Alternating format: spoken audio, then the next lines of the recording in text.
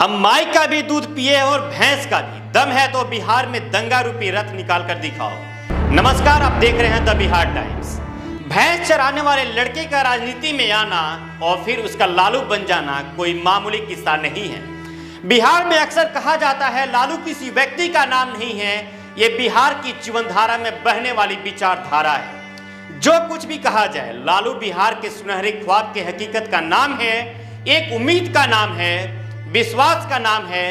जब खेतों में भैंस और सुअर चराने वालों के बच्चों के बारे में कोई सोचना भी मंजूर नहीं करता था, तब लालू प्रसाद यादव उनके लिए चरवाहा विद्यालय खोल रहे थे, समाज में हाशिए पर खड़े तबके तक संदेश पहुंचा रहे थे, उन्हें बता रहे थे कि उनके बीच का कोई अपना बिहार की गद्दी पर बैठ चुका है, जो उनके लिए भी सोचता है और उनके हित में फैसले लेता है।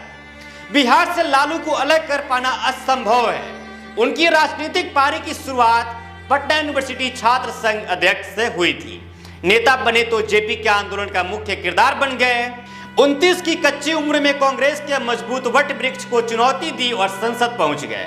उनके प्रतिद्वंदियों ने इंदिरा को भी लाजवाब किया। साल दर साल चुनाव लड़ते रहे, जीतते रहे और परिपक्व होते चले गए। फिर 90 में कर्पूरी ठाकुर की विरासत पर दावा ठोक दिया। तत्कालीन प्रधानमंत्री वीपी सिंह को आंख दिखाते हुए विधायक दल का नेता बने और 42 की उम्र में बिहार के मुख्यमंत्री बन गए।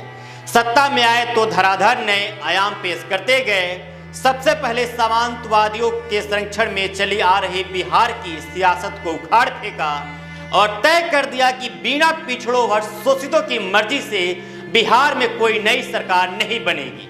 मुसहर समाज से आने वाली भगवतिया देवी को संसद में भेजा। मुस्लिम विधायकों को मंत्री बनाकर आगे की श्रेणी में खड़ा कर दिया। जब रेल मंत्री बने तो मिट्टी के बर्तन यानी कुल्हड़ में चाय बेचना अनिवार्य कर दिया। बतौर नेता सामाजिक बदलाव का ऐसा आयाम पेश किया कि अल्पसंख्यकों और पिछड़ी शोषित जातियों को समाज के तथाकथित अगड़े समुदाय के सामने तनकर खड़े होने की हिम्मत मिल गई। यह लालू प्रसाद यादव के वे ऑफ पॉलिटिक्स थी, जिसके खिलाफ मीडिया, ब्यूरोक्रेट्स, सरकारें, नौकरशाही, जांच एजेंसियां पूरी मुस्तैदी से खड़ी हो गई। इसके पीछे की वजह क्या थी? शायद बहुत सारी, लेकिन एक बड़ी वजह यह है कि लालू प्रसाद यादव जिस धारा का नेतृत्व कर रहे थे, उसमें दलित, पिछड़ी और मध्यवर्ती जातियों में राजनीतिक महत्वाकांक्षा पैदा हो रही थी। बिहार जैसे अत्यंत पिछड़े राज्य में पहली बार कोई ऐसा राजनेता आया था जो सामंतवादी ताकतों को उसी की भाषा में जवाब दे रहा था। 1990 में जब अडवाणी ने राम मंदिर के नाम पर रथ यात्रा निकाली तो देश भर में जगह जगह दंगे हुए, लेकिन वो लालू ही थे जिन्होंने खून से सने हुए उस रथ के पहिए को बिहार में पहुंचते ही कूड़ेदान में फेंकवा दिया। अडवाणी को गिरफ्तार कर पूरे देश को संदेश दे दिया कि उनके होते बिहार में कोई नफरती चिंटू धर्म की दुकान चलाकर दंगे नहीं भड़का सकता है। हमने अपने शासन के अपने तरफ से पूरा उनकी सुरक्षा का भी व्यवस्था किया, लेकिन दूसरे तरफ हमारे सामने सवाल है, अगर एक नेता और एक प्रधानमंत्री का जितना जान का कीमत है उतना आम इंसान का जान का भी कीमत है।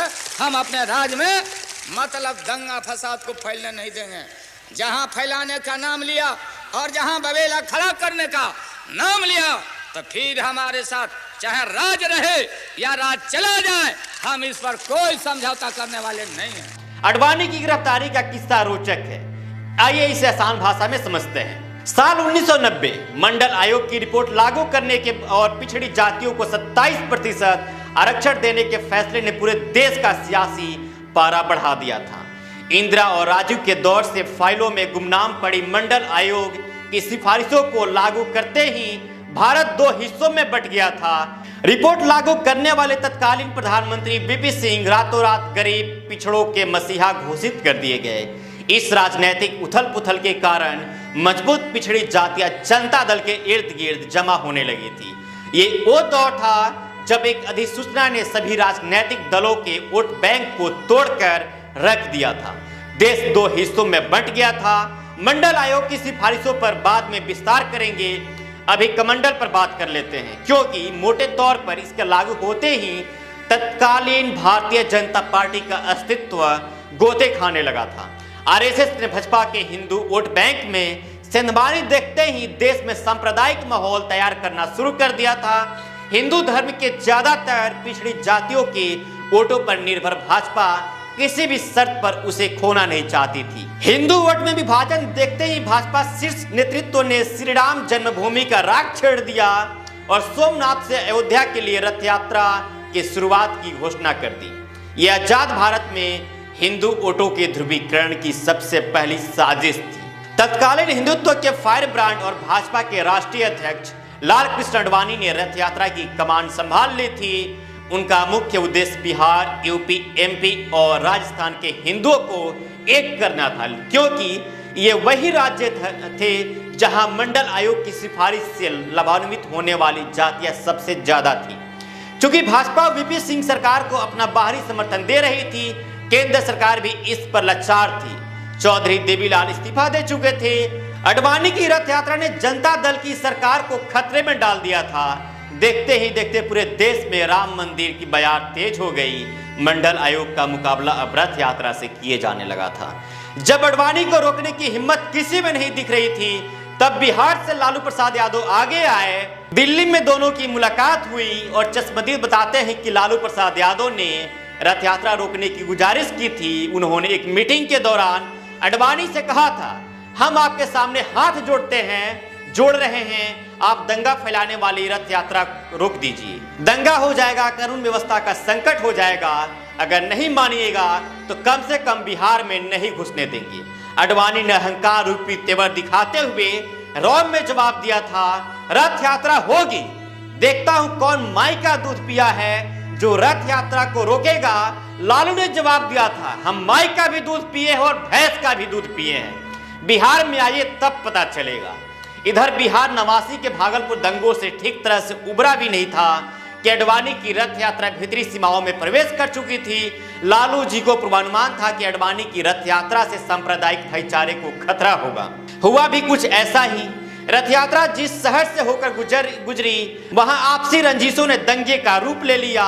श्री राम के नाम पर निकाले गए रथ के पहिए खून से नहा चुके थे। रथ यात्रा को बिहार से होकर अयोध्या जाना था। लालू के लिए सबसे बड़ी चुनौती थी। उन्होंने तुरंत राज्य के वरिष्ठ अधिकारियों की मीटिंग बुलाई और रथ यात्रा रोकने के लिए आडवाणी को गिरफ्तार करने का आदेश दे दिया। योजना बनी आडवाणी की गिरफ्तारी के लिए। सासाराम में हेलीकॉप्टर भेजे गए, लेकिन गोपनीयता भंग हो गई। आडवाणी को इसकी सूचना मिल गई। उन्होंने अपना रूट बदल लिया था। फिर धनबाद में रोकने की योजना बनी, किंतु अधिकारियों ने कानून व्यवस्था का हवाला देकर मना कर दिया था। लेकिन लालू का प्लान बी भी तैयार था। उन्होंने डीआईजी रैंक के आईएएस अधिकारी रामेश्वर उरांव और आरके सिंह को एक अन्य मार्ग बुलाया। गृह सचिव को बुलाकर एक विशेष आदेश तैयार किया गया और आडवाणी को गिरफ्तार करने का आदेश दिया गया। अब की बार योजना गोपनीय रही। 10 अक्टूबर को सुबह होने से पहले आडवाणी जी समस्तीपुर से उठा लिए गए थे। आदेश की गोपनीयता इतनी तगड़ी थी कि समस्तीपुर डीएम और एसपी भी इस फैसले से अनजान थे। लाल कृष्ण आडवाणी गिरफ्तार हो चुके थे। सोमनाथ से निकली उनकी रथ यात्रा दम तोड़ चुकी थी। उनके रायसीना हिल तक पहुंचने की लड़ाई को लालू प्रसाद यादव नेस्तनाबूद कर चुके थे। भाजपा ने सरकार से समर्थन वापस ले लिया। वीपी सिंह की सरकार गिर गई। इसी घटना के बाद भूतपूर्व प्रधानमंत्री चंद्रशेखर ने कहा था, हम उसे गाली दे सकते हैं, कलंकित कर सकते हैं, लेकिन दूसरा लालू पैदा नहीं कर सकते हैं। और लालू ही थे जिन्होंने अपने राज्य में सांप्रदायिक ताकतों को जूतियों से कुचलते हुए राज्य को दंगों से कोसों दूर रखा था। लालू जी के सामाजिक न्याय को यदि समझना है तो उनके A to Z की राजनीति को समझिए। बिहार के प्रत्येक जिलों के बड़े नेताओं की राजनीतिक यात्रा देखिए। उनकी यात्रा में लालू जी के योगदान को पढ़िए।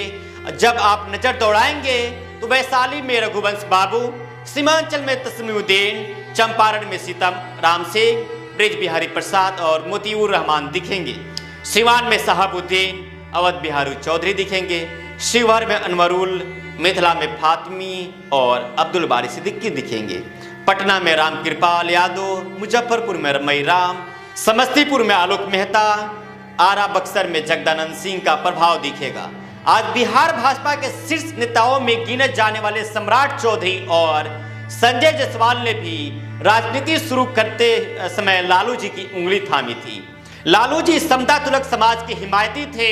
उनके पहले कार्यकाल में 22 दलित विधायक जीते थे, उनमें से 11 मंत्री बनाए गए थे, 12 मुस्लिम विधायक जीते, 8 को मंत्री बनाया गया। 18 जीते हुए कुशवाहा विधायकों में से 11 मंत्री बनाए गए थे, 28 स्वर्ण जीते, 18 मंत्री बने, 2 आदिवासी जीते, दोनों को मंत्री बनाया। 63 पिछड़े विधायकों में से 31 को मंत्री बनाया गया था। लालू जी की राजनीति सरल थी, सहज थी। इसे पढ़िए, यह वर्तमान के समाजवाद का सुनहरा अतीत है। भारत की राजनीति में लालू प्रसाद यादव सबसे अलग रहे। उनके दिखने सोचने का नजरिया बेखौफ था, अभी भी है। राजनैतिक जीवन में उनकी चाहे जो भी कमियां या उपलब्धियां रही हो, वो कभी नैतिकता में नीचे नहीं गिरे, कभी घिनौनी राजनीति नहीं की, सत्ता के गहरे कुएं में कूदे लेकिन लाशों की राजनीति नहीं की। गलतियां उतनी ही की जितना दूसरे नेता करते रहे हैं। राजनीतिक चुनौतियों का सामना किया लेकिन कभी नफरतवादी ताकतों से हाथ मिलाकर अपने वसूलों से समझौता नहीं किया। अपना काम ईमानदारी से करते गए। नतीजा ये हुआ कि उनसे चिढ़ने वाले लोग उनसे बड़ी लकीर तो नहीं खींच पाए, उल्टा उनकी खींची लकीर काटने के चक्कर में और छोटे होते चले गए। आज जब देश पर नफरती तत्वों का एक अधिकार हो गया है, तब कहीं न कहीं सत्ता के गलियारों में लालू प्रसाद यादव के देश के प्रति समर्पण, बिहार के प्रति कर्तव्य निष्ठा, सामाजिक न्याय, उनके मजबूत इरादे के लिए सलामी दी जा रही है। चलिए फिलहाल इस वीडियो में इतना ही। आप द बिहार टाइम्स देख रहे थे।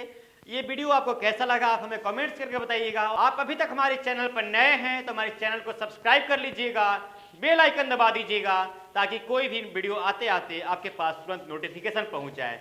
और वीडियो को ज़्यादा से ज़्यादा शेयर कीजिएगा। बहुत बहुत शुक्रिया।